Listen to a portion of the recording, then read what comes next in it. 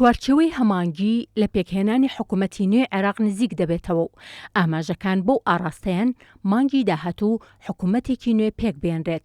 سەرکردەیەکی ئێتلافی دەوڵەتی یاساش بە سەرۆکایەتی نورالمالکی دەڵێ بە دووری دەزانن هیچ وەزیرێکی کابینەکەی مستەفا کازمی لە حکوومەتی داهاتوو دەست بەکار ببێتەوە.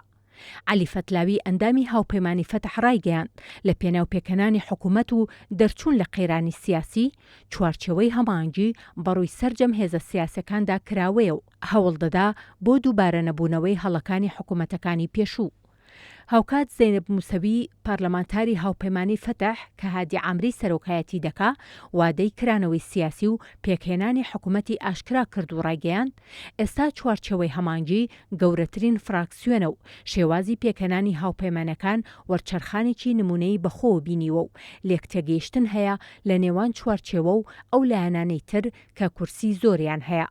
وتیشی دوای جەژنی قوربان حکوومەتێکی زۆرینەی نیشتیمانی پێک دێنن.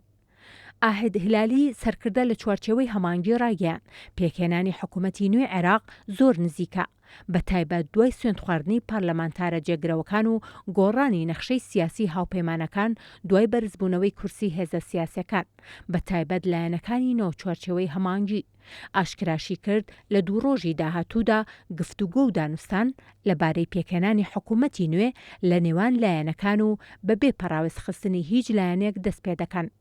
لەلایەکی ترەوە تورکی عەدبی سەرکردە لە ئێتلافی دەوڵەتی یاسا بە سەرۆکایەتی نورالمالکی ڕایگەیاند حکوومەتی داهاتوو حکوومەتی ئەرک و لێهاتووی دەبێ و بە دووری دەزانن هیچ وەزیرێک لە کابینەکەی مستەفا کازمی پۆستی وزاری وەربگرێتەوە.